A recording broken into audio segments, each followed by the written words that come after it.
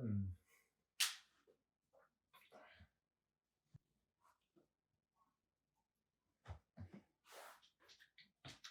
Hi, Dennis. Hello, Hi, I'm Miriam. Nice to meet you. Miriam. Is there Yes. a Mrs. in front of that? There's not a miss as a vowel. Miss. Yes. Miss Miriam Miriam Ritter. Ritter. Yes. So is everything okay here with the lights? Yeah, the light are you comfortable? Is the lighting okay for you? Well, I mean, like, it's definitely not what I would hope for something of this quality, but, it is what it is. So, okay. Is there anything I can do to make you more comfortable here while we talk? Probably not, but, I always come prepared to these kind of things, so I'm just gonna, just right here real quick. Just. What is that? Sir, you can't drink in here. Oh, no, I'm sorry. This is a health clinic. What is that? Is that alcoholic or because we can't have alcohol during the session? It's everybody needs their own thing. Would you like one? No, I'm all right. Thank you though. Oh, where did you get that from? I feel like for such a big, you guys are a little bit unprepared, but that's okay. Us? Okay. Are we gonna? Right. Okay. So, Dennis, thank you for coming in today. I'm really glad you decided to come and talk to me a little bit about what's going on with you. So why don't you tell me a little bit about what made you decide to come in to the session today? Would it be better if I looked down, looked up, I haven't seen myself yet on the cameras yet. Should I give you the left or the right? Are you asking me this? Well, this is hopefully going to be on somewhere where people are seeing it. It took. Oh, this is actually confidential. I can't really talk about anything that we discuss in the session. It's patient-client confidentiality. Well, I think that's a little ridiculous. What if I said let people know about Dennis Reynolds? You want people to know about what's going on in your therapy session? Why would they not want to see what it takes to be the perfect embodiment of mental and physical health? Right. Well, I'm gonna leave that up to you because it's against the rules. It's against. I could not have a license if I were to expose any of what's being said or done in here. So, but Okay. let's get it back on track. So, tell me just a little bit about yourself. What brings you in here today? What made you want to come to this session? Just give me a little bit of background knowledge. Well, it really comes from my bitch friends, Frank, D, my sister, Charlie, and Mac. Down at Patty's Pub, and there's some stupid disagreement. There's no reason I should actually be here right now. If anything, this is, and I'm glad I came here. Really more of me just kind of humoring the guys, kind of thing, the fellas, and seeing as you guys are offering drinks, and to be clear, we can't have alcoholic beverages in here. You said this was a health tonic. What is a health tonic? Exactly? It's just something to get to a body and a mind like this. You can't really go based off of what those hocus pocus scientists are saying. You have to really do the research yourself, and that's my health tonic. You sound like you are a very confident young man in your physicality and in who you are. You're very secure. Would you say that that's accurate? I mean, well, yes. Why wouldn't I be? That's great. I mean, that's fantastic. I've chiseled this body. Right. For 38 years. I'm sorry, that was crude. That's all right. It's crude. Sometimes things come out. It's all right. This is just between the two of us. So let's get back to talking about your friends. And you said your D, and what were their names? It was D, but we should call her a bird. She's the what? She's the bird. She looks like a bird. Oh, does that indicate that she? No. She's just a big squawking bird. There's our janitor Charlie. This guy, you can't read her right. Did you say D is your sister? Yes.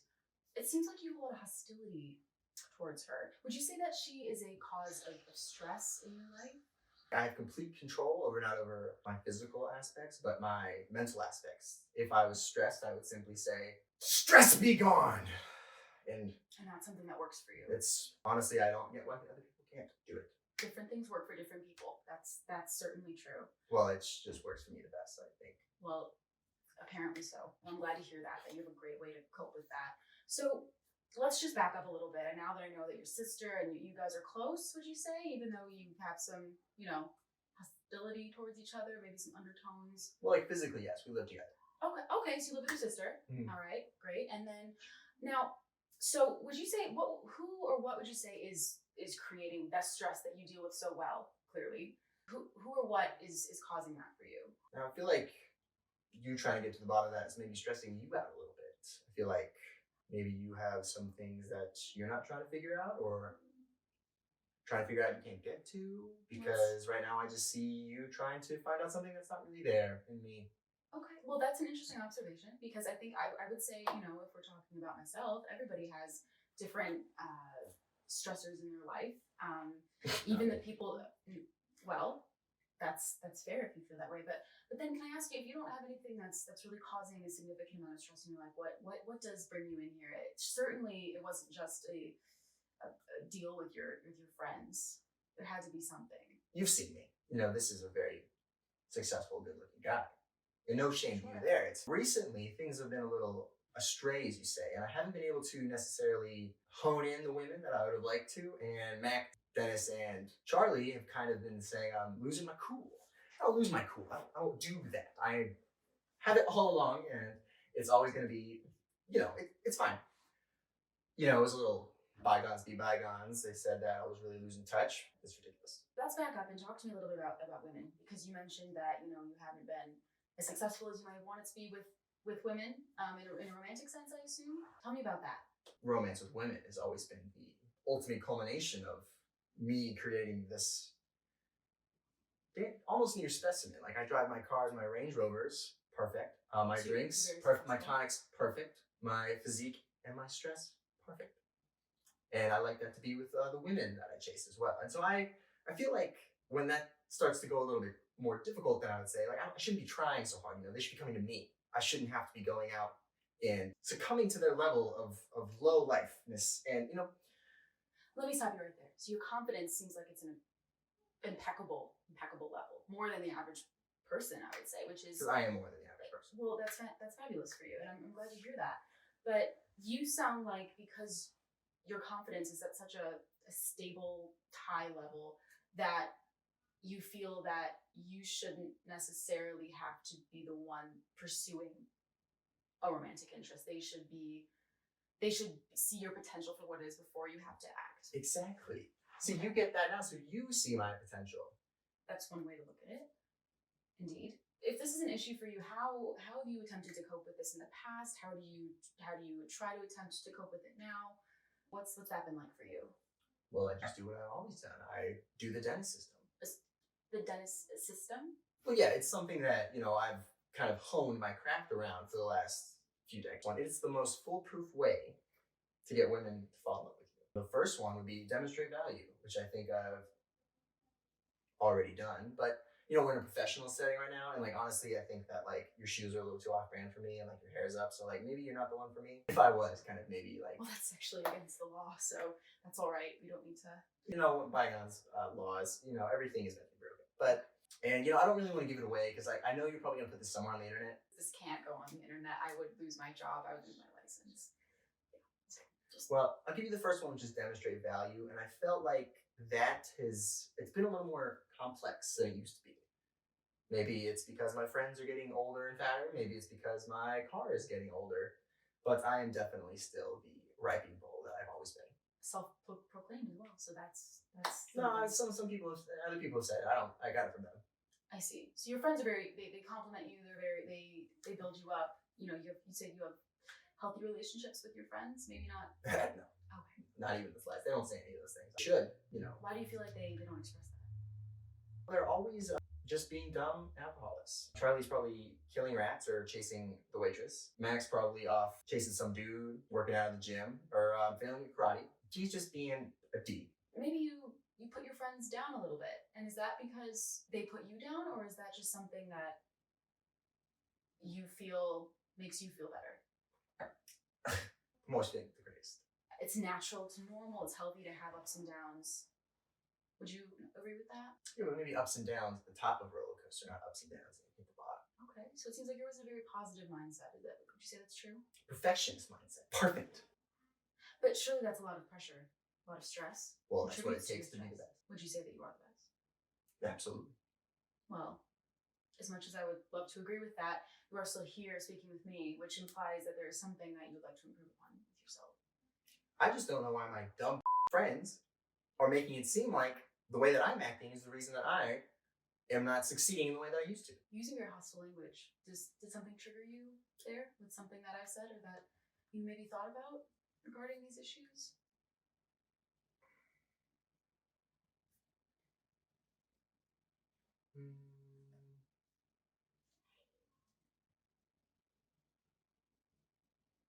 It's okay. Don't remember. Sorry. Don't remember? What were we talking about? Friends and the stress that and the pressure that they put on you, pressure you put on yourself, perhaps. Thank you. You know, the pressure I put on myself. Exactly. No one can reach those great heights without looking themselves in the mirror and telling themselves, you have to be the best. They already know that I'm striving to be the best. So I have striving. I'm the best. And they know that. Maybe it's because I'm not succeeding in the way that I used to that they now make fun and jokes that something is kind of going on within me. Perhaps that's their way of trying to help you improve upon the things that you'd like to improve upon in yourself, but they don't know the right path to take in doing that, and so they use less productive options. Less productive options for them would be spot on. And nothing goes on in that bar that we work at. They don't do anything. So we'll work together. Oh, of course, we I didn't know share a this. bar. So surely that has to be an outlet of stress for all of you working together so closely. Your sister, right? She work at the bar as well? Working is an understatement. We don't even give her share in the bar. She just stands there and looks hideous. So she's not employed at the bar? I mean, technically she is, but we pay her below minimum wage. Like $3 an hour. No tips. Okay, well, I see. What do you think? I'm falling apart Just like fine. my health smoothie. That's all right. It's just between the two of us. So tell me more about your family and the relationships you have with them and the people you work with and all of that. I mean, of course, there's Dee. Is there anybody else that you're close to? Well, there's my mom, but she ran off with some rich dude a long time ago. We haven't spoken in years. And then there's Frank, who just lives with Charlie. He works at the bar. Is Charlie one of your friends? Charlie's the janitor. But he works at the bar. Yeah, we don't pay him at all. So he doesn't work at the bar. He just attends the bar. He attends to the bar. I mean, the guy can't read or write. So he works for free at the bar. We give him drinks. So he's a customer, is what you're saying. Give him drinks for free. He hangs out. Lives with Frank, my stepdad. Who's Frank? Okay. Frank's my stepdad. He lives in squalor with 80 cats in his wall.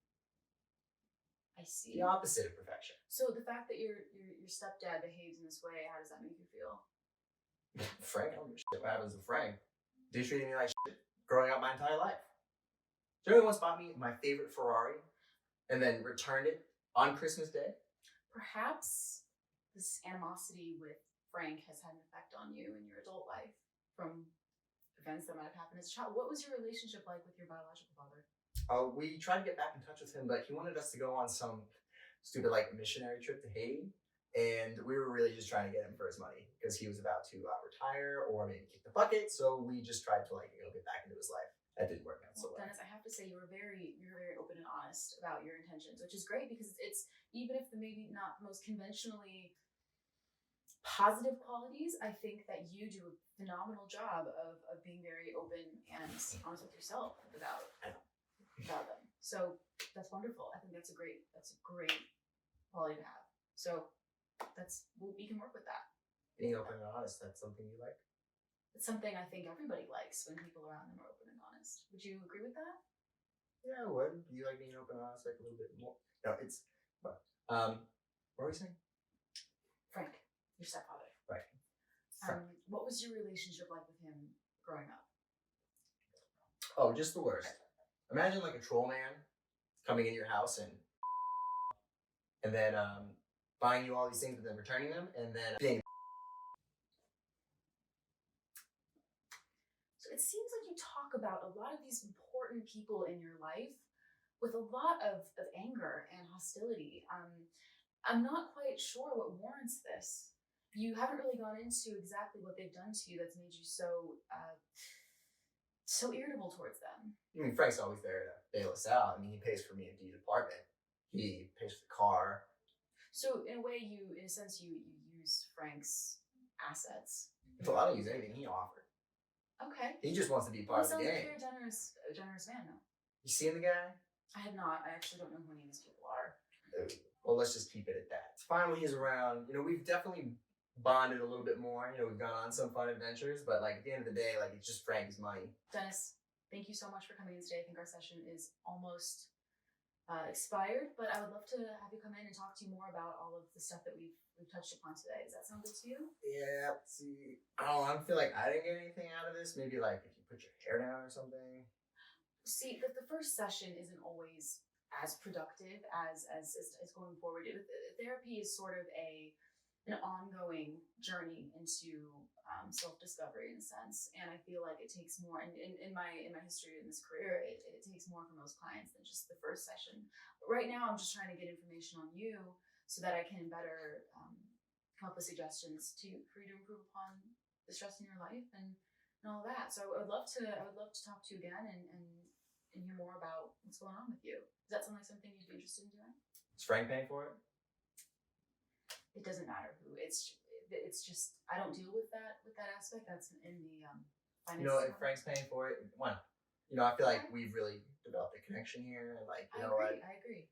You want to find out what's deep inside me, and you know the rest. Then we should definitely link up again. What was your name, Andy? Miriam. This man. We should go on one of these. No, you know what? There's plenty. More for you. You know what? More for you. And how about next time we just tea? I'll bring tea so we don't have to. No, I don't think so. No? Okay. Well, okay. Why don't you come just empty-handed next time? Usually that's what most clients do. Sure. Great. Well, lovely to meet you, Dennis, and I'm excited to see you. Well, thank you very much for coming. I'll see you next week.